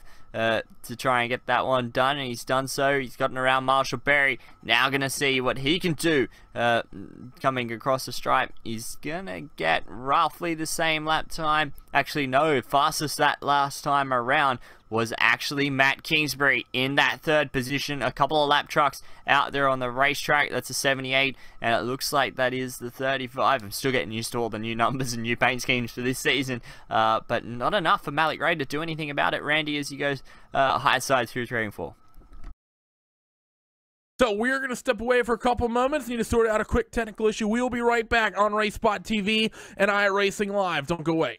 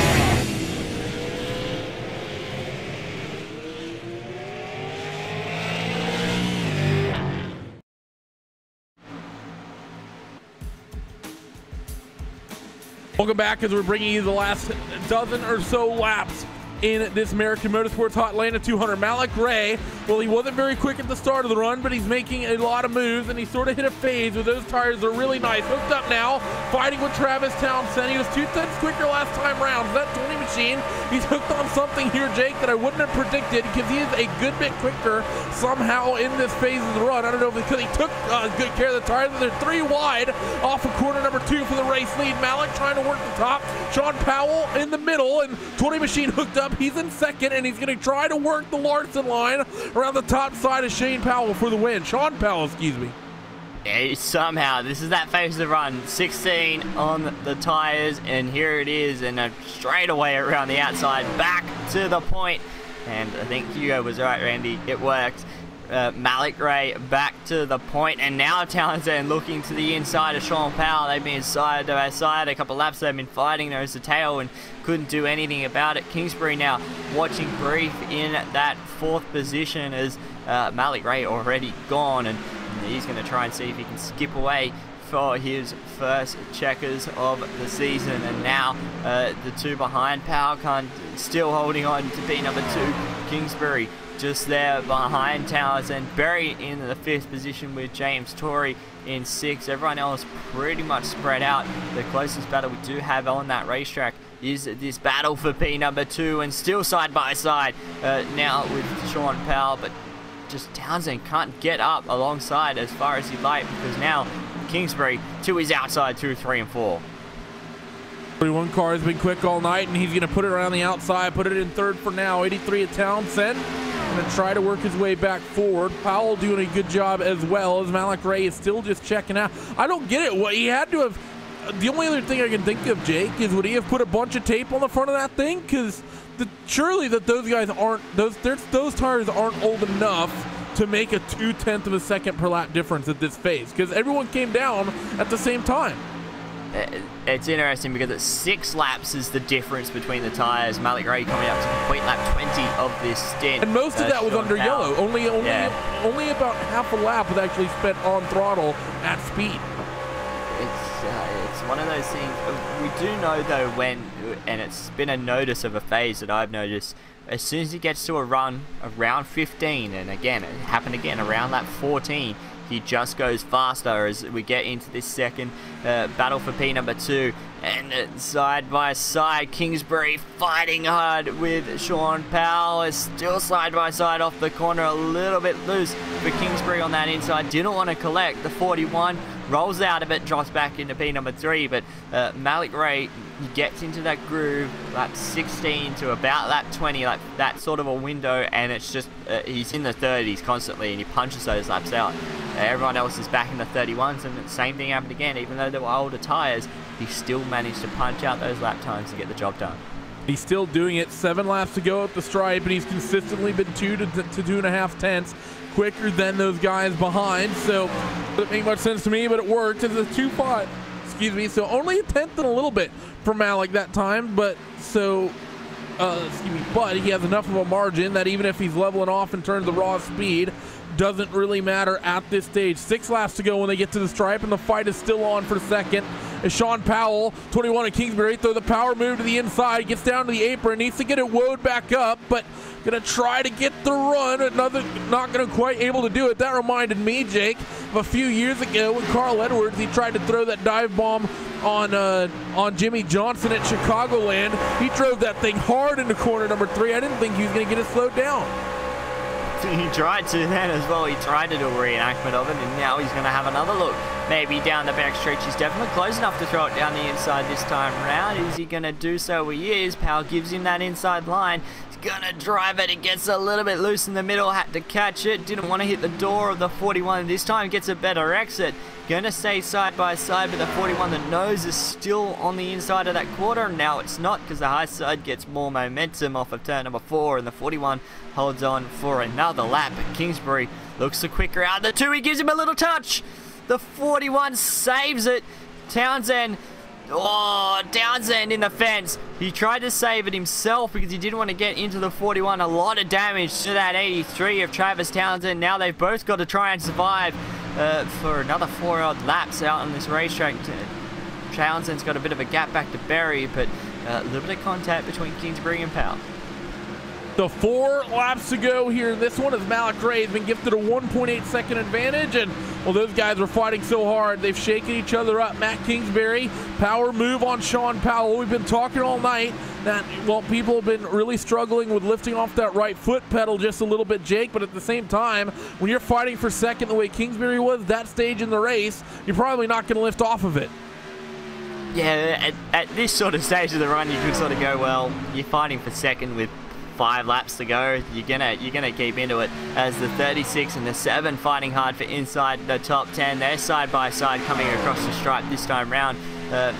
Berry is gonna have a look on Townsend, gets the job done as well. That's for that 4th position. So Townsend, that damage is going to hurt him here, as there's a caution out on the racetrack, and that is going to end it. That is going to end it indeed. Looking for where the caution is. Looking for, I don't see any cars around. I don't see any smoke. 4 car. I almost said Chris Britt, but it's Timmy Logwood Jr. Yeah, it was, I almost thought the same thing. It's not Chris Britt, Timmy Logwood Jr. this time around, and that was actually with Kingsbury. I think it wasn't. No, I mean, Kingsbury was there, but no, that's not the 4 car. Logwood just sort of all by his lonesome coming off. I think he was distracted by the, I think he was just so worried about not trying to get into him, being a lap truck and all, that he sort of just drove himself up into the face. He sort of did a wiggle. I don't know, that's weird. Timmy just sort of lost it all on his own. That's basically the only way to describe it. But regardless, white flag as he worked through 3 and 4. 1 lap to go under pace, and well, unless something happens to Malik, he's got this thing in the bag. Yeah, he has this one in the bag. He can't. No one can take it away from him now. And yeah, it was an interesting one with Timmy Logwood Jr. But Malik Ray gonna get his first checkers of the season, and that was an exciting race. But we didn't think it was going to happen, Randy. I think we both were sort of umming and ahhing about that little strategy call there from Malik, but it was enough. 28 laps was enough for him to get it done. And now he's going to be going to victory lane in that 20 truck, and now we can say it was a good call. But Hugo was right, Randy. I'm sort of triggered at work, to be honest, because it made no sense. Like, oh yeah, I went 200 yards on these tires, 4 tires, that's going to be the call, boys. And then he was just quicker than there. He must have taken like a bunch of tape or something. Like there must have been something else. I don't think it would have been just the tire life. That's the only thing I can think of.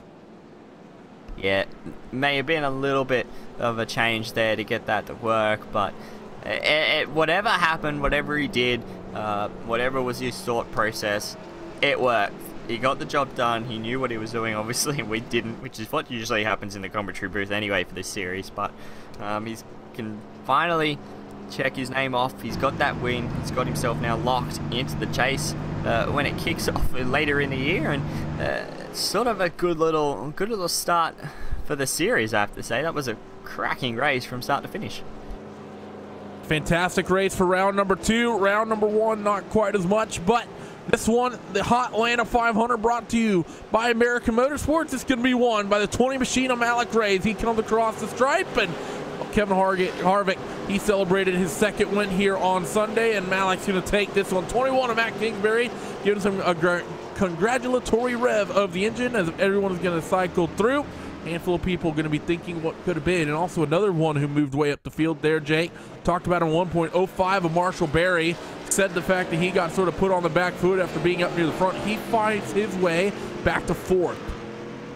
Yeah, there's a lot of stories to come out of this one. Berry with such a strong run to fight his way back after, I don't know, brain fade when that restart happened to pass some people. Got a penalty for that. Went a lap down, worked his way back through the field. And it's James Story though as well. Just top 5 could have gone his way. Ends up 6th. Getty worked his way through the field as well to finish in P7. A lot of drivers that just super strong runs all night. So with that, we're going to get ready to begin some post-race coverage. But before we do that, 20 car Malik Ray, he's burning them down after winning Hot Atlanta 200, brought to you by American Motorsports. And while he does that, we need to bring you the post-race results from round number 2. So Malik Ray takes the big win in this one. Matt Kingsbury in 2nd. Sean Powell, one of the big movers, 34th up to 3rd. And that's the sort of stuff that will get a lake named after you. Marshall Berry in fourth with Travis Townsend, 38 up to fifth. A good drive from him as well. James Torrey, fantastic fight from him. One of the best drives we've seen in a while. He finishes sixth with Ed Zagetti seventh, William Toney eighth, Christian Joyce ninth, and Burt Wilson rounding out the top 10. Brad Neer 11th, James Hickson 12th, Doc Stout 13th, Timothy McQueen 14th, with Doyle Lorance finishing on the lead lap tonight, comes home with 15th, and that's pretty big considering he got in some issues in this one. Now, rest of the field, all laps down.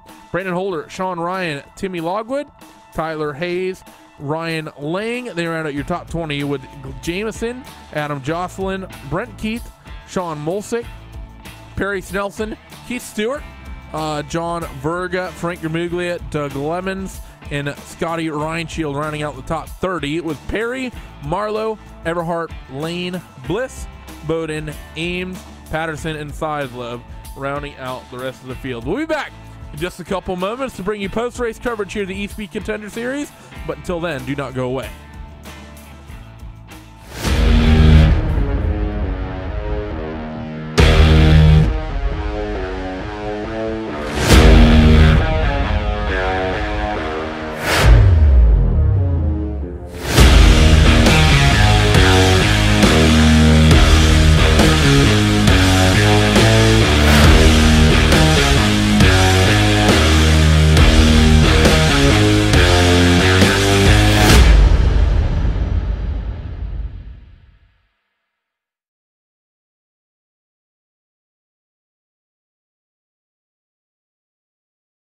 Just like a movie, just like a storybook, we are the future, we're the ones they won't overlook.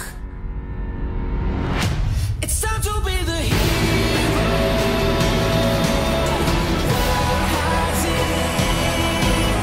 Like you've never seen, like you've never seen. Looking for a hero.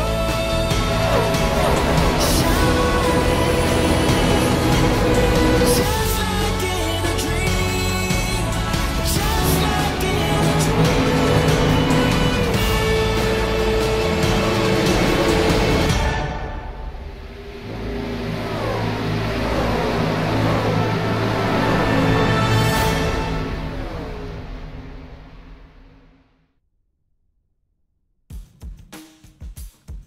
We are back for some post-race coverage from the American Motorsports Hot Atlanta 200, the coolest Hot Atlanta 200 on record. And well, let's just get right to it. Sponsor plug and winner interview coming at you. We're stood by with American Motorsports representative Brandon Holder as well as Malik Ray. Brandon, what do you got to say to the driver of the 20? He was quick all night and made an interesting strategy call at the end that worked out. Yeah, congratulations, Malik. You were real fast all night, and I'm glad you got the win there. Thanks, guys. That was a lot of fun. First thing, because I've been asking myself, and I think I've heard about 9 different answers, is it Malik or Malik? It's Malik. Okay, well, that's not good. But, that's the wrong answer. But regardless, Malik, it was a fantastic race for you. You were pretty much the class of the field all night. I have to ask that call to come down pit road at the end. Everyone's tires were about 200 yards old. What change did you make to make the car that quick? Tape? I didn't change anything. I just knew that my car was set up kind of free because I noticed that everyone else's was getting kind of tight. So on the last stop, I just I tightened mine up because I knew I was going to get pretty free having to drive from wherever I came from. And that's what helped me get through the cars how I did. All right, so that's what a mad lad, as I think Josh Chin put it in the chat. But you were super quick tonight and newcomer into this championship. How long have you known about some of these guys in this series, and how happy are you to be here running and take the win in round 2? I've known about this series for about a year. I messaged Paul Bless how to get in this league, and then he told me that it was invite only, and then I got on the waiting list, and then Keith allowed me to race, and now I'm happy to be here. I know this is one of the top leagues in iRacing, so I'm very excited. Okay, now I have to preface this because this is a new troll question we have at RaceSpot, and it's not quite as clear cut for some of these. Do you use H pattern or do you use paddles? Paddles always. All right, so now here's the troll question: how many fingers do you shift with? 2. Two. He actually Yes. knows the answer. A lot of people don't. A lot of people don't. I have a funny anecdote about that, but another time. But Malik, two-finger shifter, congratulations on the win. Before we let you go, any shout-outs? Who would you like to thank? Keith for putting this series together. Keegan for making the VRS set, which is what I use tonight, and what I'm probably going to use for the whole season. And JD Laird for making my truck. I really appreciate it. Pretty sure I just said it wrong again before that, but regardless, Malik Ray, congratulations on the win. Hope to see you run strong next week. All right, thank you guys. So while I learn how to pronounce names after people tell me how they're pronounced, Jake, you're going to be stood by with the second place finisher. That's Mr. Kingsbury. Yeah, going to be stood by with Matt Kingsbury coming home in P number 2. Not the best qualifying effort there, Matt, but coming home with a second place, second run out in this series for you. Good, strong result. Yeah, should have been, or probably could have had a win there if I didn't get in the 5 truck early. Just didn't give me any room, and not much I could do about it. You know, got loose and had to really fight to get back up there. But good solid run with the ZGR truck. Yeah, definitely look like the conditions. Was that sort of what you guys were aiming for, especially when you come into this one?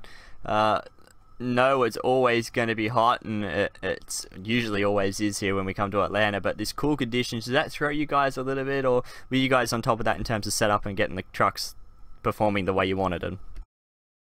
We had to adjust, made some changes. Michael Smith helped me out before the race. Hot weather would have been really great for us. We had a really, really good set for that.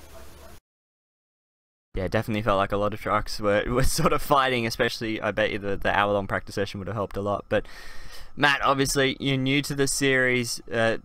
Obviously we haven't seen. Obviously Randy and I know. Yeah, I think a lot of people know who you are. But more the point of coming into this series, how are you going to adapt? It's obviously all these new drivers, and how do you think you're going to go? Because there's obviously Malik Ray coming away with a win today, and how do you think you're going to go for this whole season-long year? Yeah, it's not my first time running a 30-something week season. You know, I've done it before. I did it for C Open. I got second in that last season. Won the championship the next year. I can run long seasons. It's probably I'm more worried about the chase format, to be honest. That's more a concern for me. Making the chase, not a problem. Well, there it is. Kingsbury's going to make the chase, but that chase format, I think it scares everyone. It even scares before me a famous little bit, last words. It's going to be one of those seasons, but congratulations, Matt, on second place here today. Any shouts? Anyone you'd like to thank before we let you go? Yeah, just Mr. Stewart for putting the races on, really. Yeah, everyone loves Mr. Stewart. He does a brilliant job with this series. Can't wait for the rest of the season. Congratulations again, Matt, on a good solo run tonight, and hopefully you can have a good run next week. Thank you. That was Matt Kingsbury coming home in the second position. Now I'm going to chuck it over to Randy. It's going to be stood by with Sean Powell, come home in third. With some confidence coming there from the 21. I know that if I had said something like that, it'd be put in the list of Randy's famous last words, such as, oh yeah, Malik's strategy is definitely not going to work out. But regardless, 41 is Sean Powell. Sean, you were super quick. Well, you didn't qualify very well, but you came through the field, 34th up to third. That 41 car was hooked up there at the end. How would describe your race for us? Give us a little bit of a summary. Starting to back, man, was just chaotic, man. That came from down my wheel just downshifted in qualifying. That's why I started way better for, man. Just ridiculous. But once I was back there and running through the field, it was just the first 10 laps were just terrible because everybody was just so equal. But after that, I got a couple quick cautions, came through the field pretty good, and the truck was decent on short run, really good on short runs, kind of okay in middle run, and not long run, not so great. But compared to other people, it was like a top 5, so it was pretty good though. The Hotlanta 200 was pretty cool. It was let's just say scalding 65 degrees Fahrenheit out there today. The trucks looked hooked up. You're pretty much flat all the way through. How did that change the racing versus if it had actually been a little bit warm? It changes a whole lot.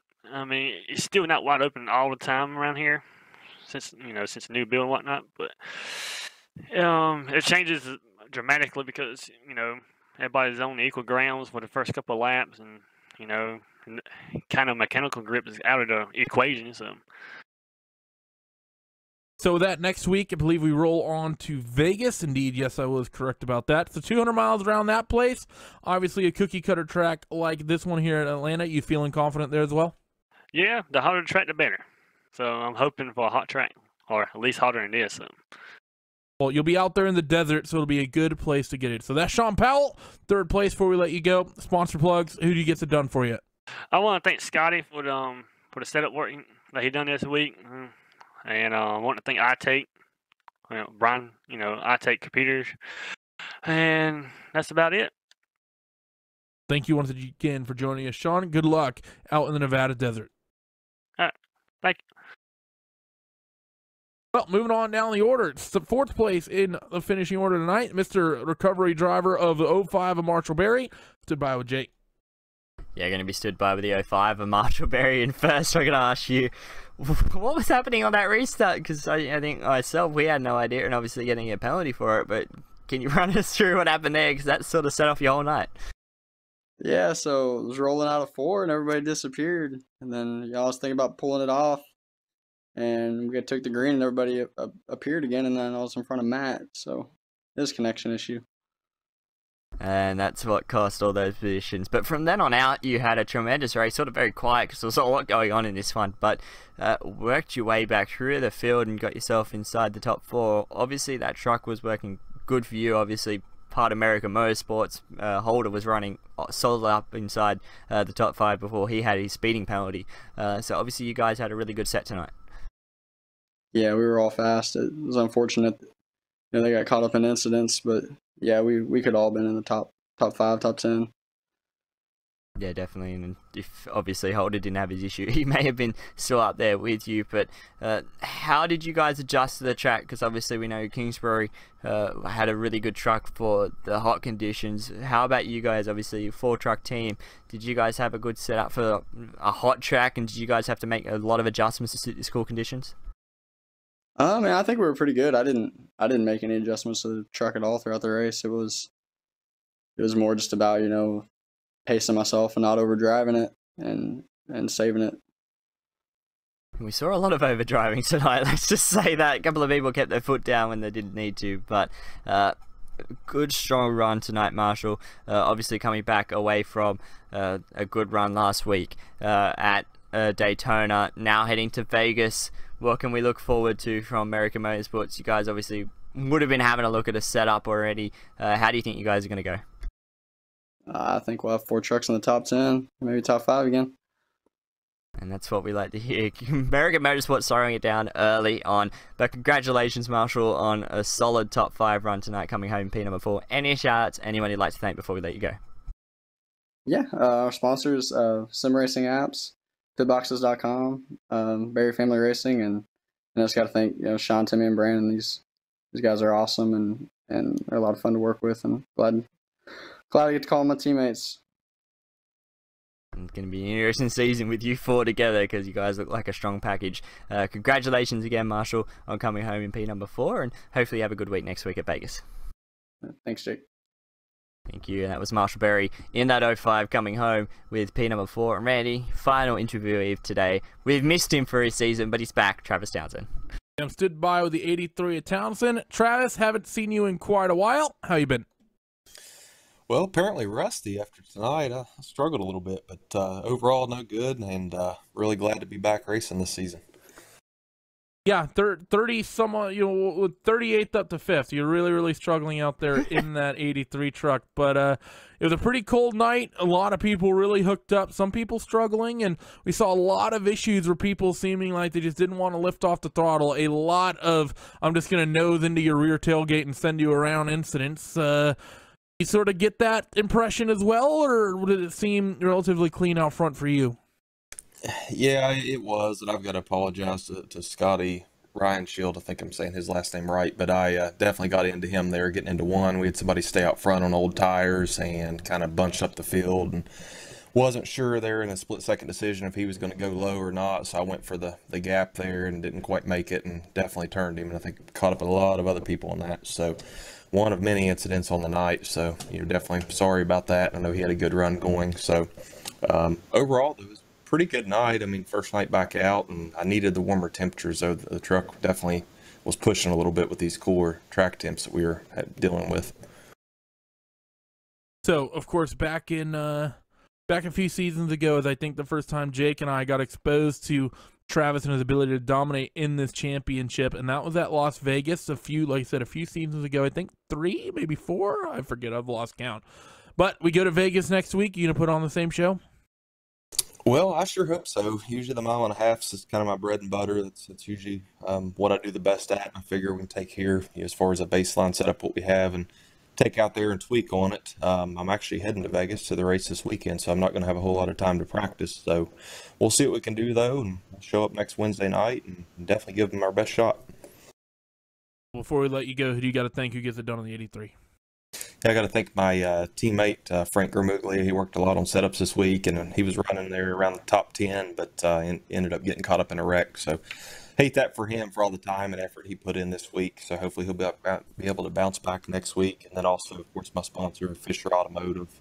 Appreciate them coming on board this year. So if you're looking for a vehicle out in Yuma, Arizona, definitely look up Fisher Automotive. That was number 83 of Travis Townsend, who rounds out the top 5 in the interviews in this one tonight. So Jake, it was an entertaining run at Atlanta. That was that's much more what we're used to seeing rather than what we got at Daytona last week. Yeah, that was what the E-Speed Contender Series is all about straight away from the word go, and now we just gotta wait and see what's gonna happen at Vegas. It's tonight, obviously, a lot of people, I think, weren't expecting the really cool conditions, but they had to deal with them. Malik Ray coming away with that win and locks himself now into the chase, but there's some hungry drivers out there, and I think we saw tonight a lot of people are not going to give a little bit for it, especially a lot of people just giving a little bit of tap, like you said, to the rear quarter, sending some people around, staying in that throttle, and if tonight's anything to go by, could be the way next week where some people actually let off a little bit. Could make some interesting racing. The other thing we haven't talked about is Vegas next week. I mean, the championship's still new. We're trying to learn everyone, so we're a little bit distracted by that. But we got a build release coming up that these guys are going to have about 24 hours to have to deal with. So that's going to make things difficult as well. Yeah, that build, who knows? It could be anything. There's always things hidden. For those who are unaware, if you've never been on the sim, every quarter they release a new build update. It's every 13th week. That's why you'll hear it referred to as week 13. And nothing's been announced yet, but very well might happen once we get the release notes, probably either Friday or maybe even Monday or Tuesday. Sometimes they hold them for a while. It's like, oh, hey, the cars we race and broadcast are changing. Hey. Yeah, and we already got thrown in the IndyCar, which, if you haven't already, there's pictures up on the iRacing forum if you want to go check them out. They look stellar. But yeah, it's one of those things. They look really good in a Fernando Alonso scheme sometime in May. Hint, nudge, nudge. Maybe. But yeah, it's definitely one of those things where it's going to be interesting. If there is anything that obviously has been worked on, maybe a little tweak to tires, a little tweak to aero, a little tweak to suspension, anything like that can really throw these guys a loophole, especially being 24 hours before the race. So we'll see how they guys adjust, see what happens. Might not be anything next week for the NASCARs, but there always is something. So with that is going to do it for us on RaceSpot TV and iRacing Live. Fantastic second round of the E-Speed Contender Series. Definitely, it was a lot better than the season opener, which was it was a little bit rough. Well, it'll be one to forget. Congratulations to Mr. Malik Ray for coming away with the big one in this one off that insane strategy call. I still don't understand how he was that quick. Good, well done to everyone for tuning in, and thank you as well. Look to see you next time. Big couple of races coming up. We, of course, have Friday prime time as usual. Friday night, Dirt Night. This is being the American time slot. I'm sure some of you guys have watched that. Be sure to catch the final round of that between the Red Bull Global Rallycross, the Dirt Sprint Cars, and the Dirt Late Models from those World of Outlaw Sprint Car and Late Model Championships. And, of course, coming this Saturday, Blancpain GT Championship season opener. Blancpain is finally let loose on the reins a little bit, and we can play with the schedule, and we kick off that World Championship with the 6 hours around Mount Panorama. Be there on Saturday. Until then, we will see you next time. Bye-bye.